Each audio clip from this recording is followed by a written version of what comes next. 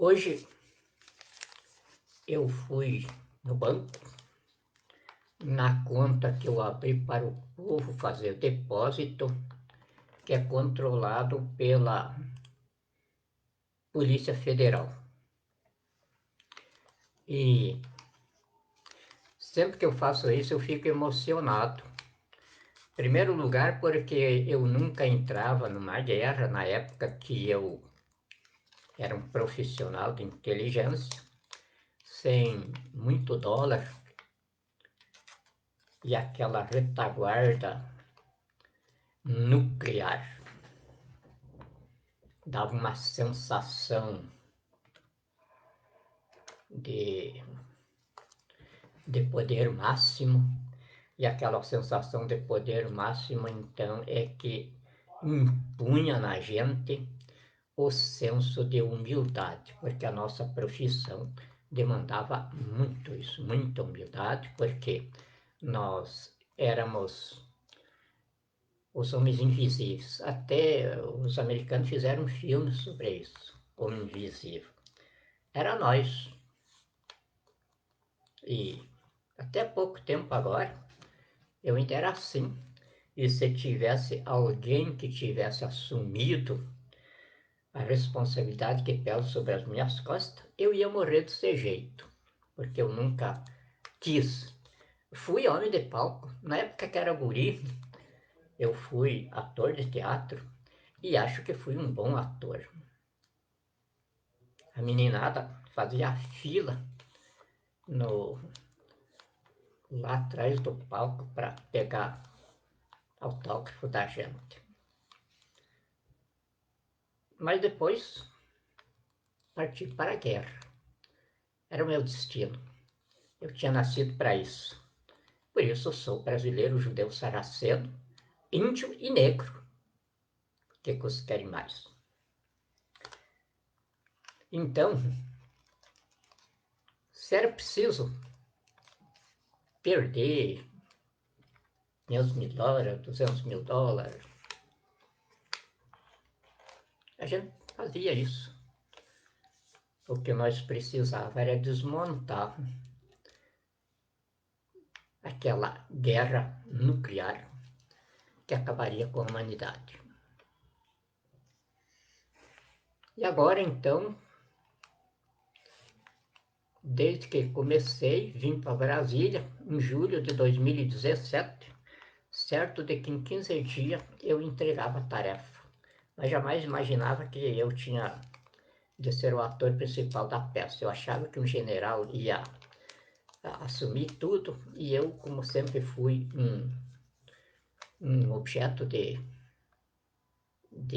uma ferramenta de trabalho no poder, eu pensava que era aquilo ali, e daí eu ia voltar para os meus afazeres particulares, porque até hoje eu não tive vida nem para as minhas crianças. Elas se criaram praticamente filhas sem pai, porque eu sempre supria a minha presença nelas com brinquedos. Tinha mais do que as crianças desejavam, mas eu achava que daquele jeito eu mostrava o meu amor de pai por elas. E eu queria dizer para elas que o que eu fazia e elas não entendiam era para elas em primeiro lugar. E na medida em que eu tinha elas em primeiro lugar, eu tinha a minha nação e a humanidade inteira. 69, o saudoso e querido mestre, um dos maiores estadistas que o Brasil já teve, o general Goberido Couto Silva. Ele fazia palestra para as Forças Armadas nos Estados Unidos da América, era convidado pelo mundo aí, um dos maiores intelectuais que nós tivemos. Daqueles que não interessavam em plateia e não era um homem de palco.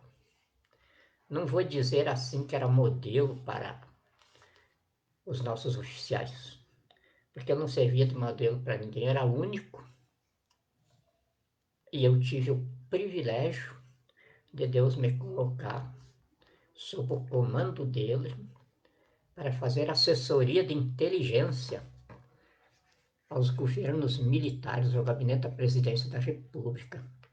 O trabalho era entregue para ele e ele então é que enviava para frente. E por isso eu aprendi. Mas mais do que eu aprendi, ele fez do profissional de inteligência militar. Militar sem farda. Porque a minha farda é na alma do meu exército. Para mim é a coisa mais sagrada que tem. Eu fico entusiasmado quando chego no quartel-general e lembro do general Golbery me dizendo: você é um brasileiro sem nenhum tipo de reservas. Agora, vai gozar sempre dessa confiança dos militares, porque eu sei que você nunca vai fazer nada sem participar para o teu exército. E houve uma recíproca nessa área. Nunca fiz nada escondido do meu exército. E também nunca me faltou o apoio do meu exército. E nem das outras armas também. Não tive muito relacionamento com a aeronáutica, mas os meus fuzileiros navais, eu devo muito para eles, como devo também para a minha Polícia Federal. Eu ainda vou contar para essa meninada nova que não viveram aqueles momentos. Eu vou contar muita coisinha que eles não sabem. Daqueles policiais velhos que eram a minha força, daquele meu exército, o último, o general Leônidas Pires Gonçalves, nos deixou há pouco tempo, depois de ter me trazido para esta função. Foi ele que me trouxe. Eu não queria mais. E aí meu dinheiro acabou. E então eu resolvi, eu tinha a minha conta pessoal no Banco do Brasil, mas também não tinha mais nada que botar lá. Aí o Banco do Brasil, eu disse lá que eu queria aquela conta, transformar ela numa conta do povo. As pessoas que quisessem se irmanar na causa pelo Brasil, isso custa dinheiro, então que quisessem a conta do povo estava lá. Um gerente que eu vou colocar ele na presidência do Banco do Brasil, ele ainda não sabe disso, mas vai acontecer. Ele simplesmente fez tudo lá rapidinho, rapidez sem tamanho. E aí, a conta aberta, eu dei uma autorização para o diretor-geral da Polícia Federal cuidar dela para mim, não tinha tempo, não é cuidar de quem deposita nada, era cuidar de como eu ia usar aqueles depósitos para eles controlar e dizer para as pessoas que estavam depositando aí como é que eu estava gastando o dinheiro. E o diretor da Polícia Federal aceitou o encargo. Então, desde então, eu não tenho milionário na conta, porque se tivesse, aparecia aqui. Quer dizer, aparece aqui, o maior depósito que aparece aqui é de R$ 1.000. A pessoa não diz o nome, mas eu sei quem é. Uma gaúcha do Rio Grande do Sul.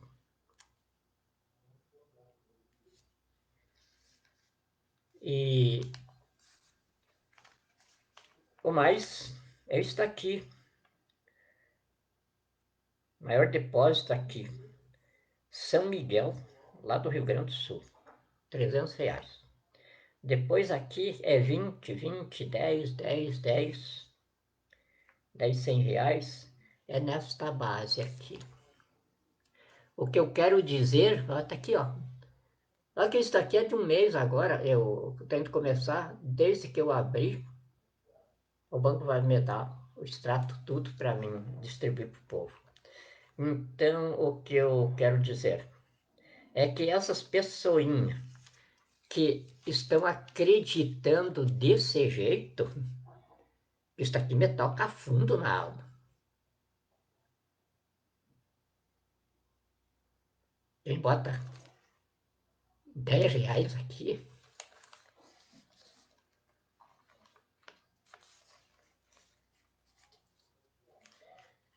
tá tirando da ração de sobrevivência.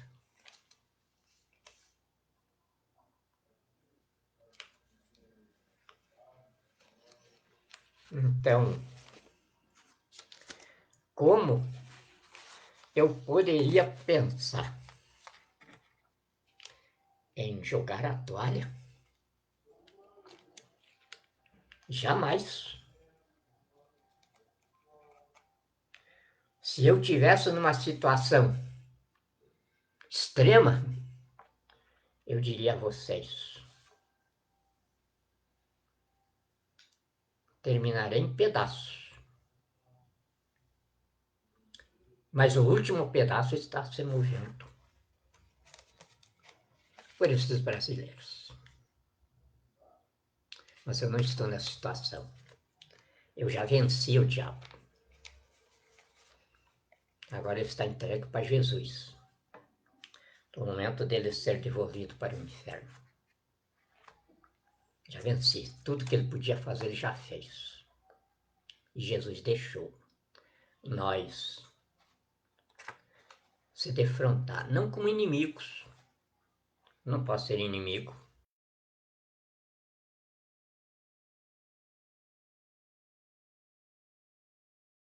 Quando o diabo desafiou uma luta, ele disse: Deus julga entre eu e você.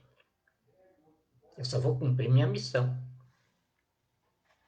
Quem sou eu maior do que o anjo Gabriel? Mas eu venci. Então, agora, eu sou o presidente constituinte do Brasil. Não representante do povo, porque representante do povo não é nada. E daí pode ser essa bandidagem que desde 1985 assumiu o poder desta nação. Com um período, como magistrado do Estado, eu tento ser justo. O período do presidente FHC, Fernando Henrique Cardoso, um professor de marxismo, e que eu ouvi mais de que uma vez ele dizer: não tenho dúvida de que é a teoria econômica perfeita. Só nós ainda não temos o ser humano para transformar isso em ocupação de governo. E foi ele que acabou com uma inflação de 70% ao dia. Vocês devem lembrar o overnight. E eu vivi daquilo. Eu tinha um dinheirinho naquela época. Então eu depositava na sexta-feira de tarde, sou orientado pelo gerente do banco. E até a outra sexta, o dinheiro triplicava. E daí eu fazia uma viagem cada vez mais para frente com a minha mulher. Só no overnight. Aquilo eu sabia que não estava certo, mas eu não tinha como fazer nada. Aí, Fernando Henrique Cardoso foi ministro da Fazenda de Itamar Franco. Itamar Franco, um grande brasileiro. Justiça seja feita. Fizeram uma dupla com Fernando Henrique Cardoso no Ministério da Fazenda. E Fernando Henrique Cardoso, então, criou o real. Que depois, quando ele assumiu a presidência da República, ele trouxe uma equipe que eu vou trazer de volta para o governo. Pércio Aridas, Pedro Malan, docentes, engenheiros de moeda e de finanças, sem uma gota de vocação política, profissionais mesmo, como eu. E então consolidaram o Plano Real.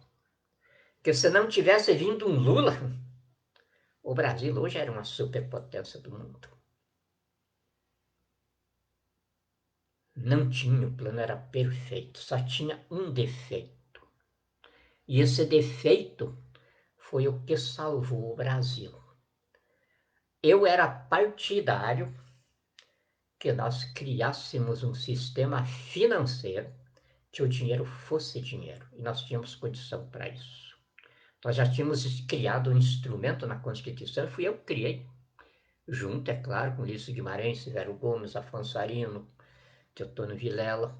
Nós que escrevemos a Constituição. Criamos o mecanismo. Eu dizia isso. Agora nós temos como fazer. Na Revolução Santa Caetano não tinha, não podia, mas agora nós temos. Só que nós não tínhamos o instrumental para fazer o que eu fiz agora. O cálculo matemático das riquezas nossas. Agora nós temos. Então nós tínhamos o instrumento, nós tínhamos a instituição na Constituição da República e tínhamos a ferramenta. Então nós levantamos 1,2 trilhão de dólares de riqueza infungível da União. Tem a riqueza infungível da nação. Está bem claro na Constituição.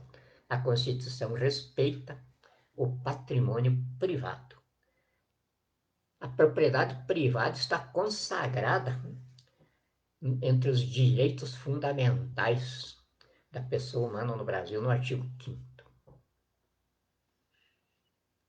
Mas a Constituição, então, apartou a riqueza da nação, a riqueza privada, que também tem riqueza infungível aí, e a nação até agora não soube zelar disso, a maior parte já botou fora, já estragou.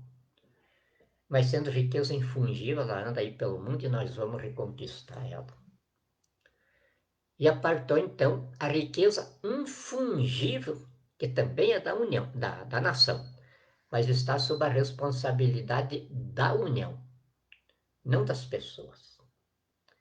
Então, com essa riqueza infungível, nós levantamos aí ela matematicamente, apuramos o valor de 1,2 trilhão de dólares.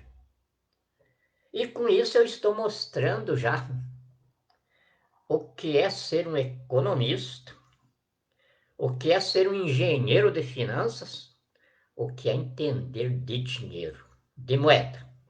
E o que é Paulo, qualquer coisa que está aí, bunda sujo, analfabeto, com apelido.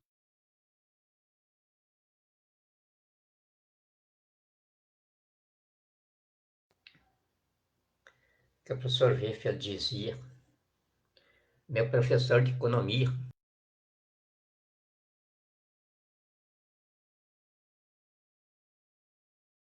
Deus inventou os economistas depois que descobriu que o diabo não era nada sem assessores.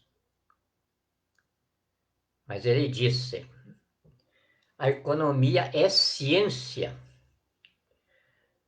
é o núcleo da racionalidade humana, é o núcleo da inteligência, é o núcleo do saber elevado. E por isso é que não é ciência para quem quer, mas para quem tem as condições.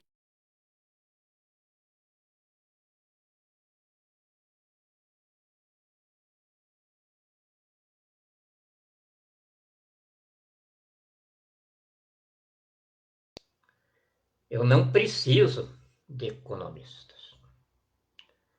A não ser